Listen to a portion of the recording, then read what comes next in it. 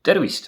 Kui sa oled tark ja tubli ja käid regulaarselt jõusaalis, siis tead sa kindlasti, et seal saab tõsta lihasmassi ehk fansimalt öeldes arendada lihashüpertroofiat, mis tähendabki seda, et sul on suuremad lihased ja kõik sellega kaasnevad arvukad terviseplussid. Samuti tead kindlasti, et lihastreening tõstab lihasjõudu ehk siis tekitab olukorra, kus sa suudad ka väljaspool jõusaali tõsta suuremaid raskuseid, näiteks põllukive ja toidukotte. Mõlemad näitajad on seotud kõrgema elukvaliteediga ja madalama põhjuste ülese surmariskiga. Ja nende lihastreeningu käigus arendamine muudab sind tervemaks ja õnnelikumaks nüüd ja tulevikus. Lihastreening jõusaalis arendab ka lihasvastupidavust ehk siis lihase võimet töötada pikema aja jooksul ilma väsimata. Aga ausalt öeldes, kui sa ei ole just mingit sorti tippsportlane, ei ole sellele võimekusele mõtet jõusaalis eraldi keskenduda, sest seda tuleks sul juhul, kui sa teed juba regulaarset lihastreeningut, arendada peamiselt erinevat tüüpi aeroobse treeningu käigus, näiteks joostes, ujudes või rattaga sõites.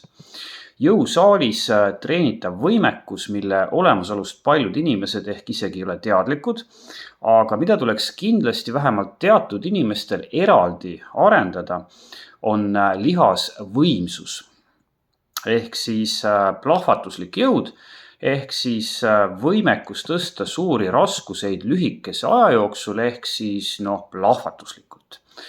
Lihasvõimsust on oluline silmas pidada, kuna me teame tänapäeval, et see on enneaegse surmariski hindamisel oluline marker ja näitab tegelikult seda seost nii täiskasvanutel kui ka eakatel meestel ja naistel selgemalt kui lihasmass ja lihasjõud. Samuti on teada, et madalama lihasvõimsusega eakad satuvad sagedamini haiglasse, kusjuures surmariski alandav väga tugev mõju ilmneb isegi nende eakate puhul, kes on tugevalt ülekaalulised. Kuidas siis lihasvõimsus kõrgemas vanuses sõltumatult lihasmassist ja lihasjõust vigastusriski ja surmariski vähendab? Kujuta nüüd ette, et sa kõnnid libedal jääl. Kui sa oled noor või keskealine heas vormis inimene, kes teeb regulaarselt nagu peab lihastreeningut ja kellel on seetõttu tugevad ja toimivad lihased ja muuhulgas ka hea lihasvõimsuse näitaja, siis suudad sa libisedes kukkumist vältida, kuna sa suudad kiirelt plahvatuslikult reageerida. Ja selle kiire reageerimise võime annab sulle just nimelt hea lihasvõimsust. Eakas inimene seda sageli ei suuda, sest tema lihasvõimsus, mis muide kahaneb vananedes kiiremini kui lihasmass või lihasjõud, ei ole samal tasemel ja ta ei suuda oma lihaseid enesele ootamatus olukorras stabiliseerimiseks piisavalt kiiresti rakendada, mistõttu ta kukub, murrab mõned luud ja saab muid vigastusi, satub haiglasse ja ei pruugi halvimal juhul saadud vigastustest enam täielikult või vahest ka üldse paraneda. Samamoodi võib kukkumine aset leida ka trepi peal, ennekõike trepist laskudes ja muide enamik trepil kukkumistest, eriti eakamate inimeste puhul, ehk ligikaudu 3/4 leiabki aset just nimelt laskudes, mitte tõustes, sest laskumine trepil on biomehaaniliselt oluliselt nõudlikum. Ehk siis eakal inimesel võib olla üsna korralik lihasmass ja lihasjõud, aga kui ta lihasvõimsus on väga madal, ei pruugi sellest teatud elulistes situatsioonides piisata. Kuidas siis seda lihasvõimsust treenida? Esiteks on oluline, et kui sa ei ole kunagi jõusaalis käinud ja su lihasmass on madal ja su lihasjõud on kehvakene, siis ei ole lihasvõimsus kindlasti esimene võimekus, millele sa peaksid pühenduma.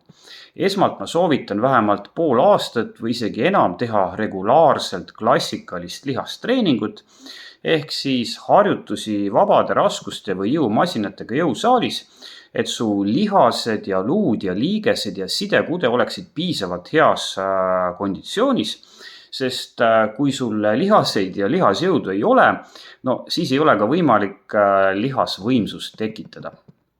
Lihasvõimsuse spetsiifiliseks treeninguks on oluline teada, et dünaamilises ehk siis liikumispõhises lihastreeningus on lihase töös 2 olulist faasi. Kontsentriline ehk siis see faas, kus lihas tõmbub kokku ja ekstsentriline ehk siis see faas, kus lihas pikeneb.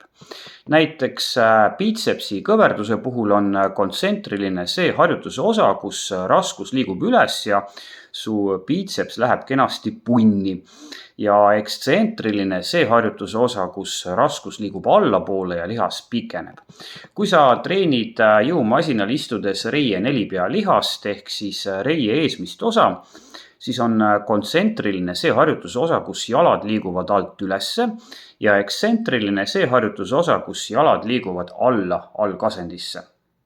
Sama loogika kohaselt saad sa ise teha antud tööfaasid kindlaks iga harjutuse puhul ja kui sa jääd hätta, no siis aitab sind sõber ChatGPT, kes üldiselt saab selle ülesandega suhteliselt okeilt hakkama. Kui sa tahad treenida lihasvõimsust, siis on enim levinud ja väga tõhus viis selleks teha harjutuses võimalikult kiiresti. Ehk siis ma ütleksin isegi plahvatuslikult harjutuse kontsentriline osa. Ehk siis 2 tutvustatud harjutuse puhul liikumine üles ja ekstsentriline osa teha aeglasemalt, kasutades selleks näiteks 3, 4, 5 sekundit. On väga tähtis, et sa ei tee lihasvõimsuse treeningut oma tavaliste raskustega ehk maksimaalsete raskustega. No, olenevalt su lihaste olukorrast ja treenituse tasemest, ma soovitan antud tüüpi treeningus kasutada keskmisel inimesel umbes 50% kuni 60% nendest raskustest, millega sa tavaliselt jõusaalis treenid, eelduse, et sa treenid ikkagi korraliku raskustega. Ma ise kasutan küll lihasvõimsuse treenimiseks ligikaudu 75 kuni 80% raskust oma tavaomastest treeningraskustest. Aga ma teen seda väga teadlikult, väga kontrollitult ja tegelikult ongi niimoodi, et lihasvõimsust treenides sa pead tegelikult võimaliku kasu ja vigastusriski seose enese jaoks väga täpselt paika panema ja lahti mõtestama. Ja lisaks antud tüüpi võimekust arendades treenid sa enne kõike närvisüsteemi ja üldiselt näitavad teadusuuringud, et raskus on pigem eelistuse küsimus ja treening väiksemate versus siis suuremate raskustega annab enamike lihasgruppide puhul üsna sarnase tulemuse. Kui sa nüüd raskused viid lihasvõimsust treenides alla, siis kordused võiks omakorda viia üles. Ehk siis minu soovitus on jätta kordused seerias sinna kusagile 12-15, mõningate harjutuste puhul isegi 20 kanti.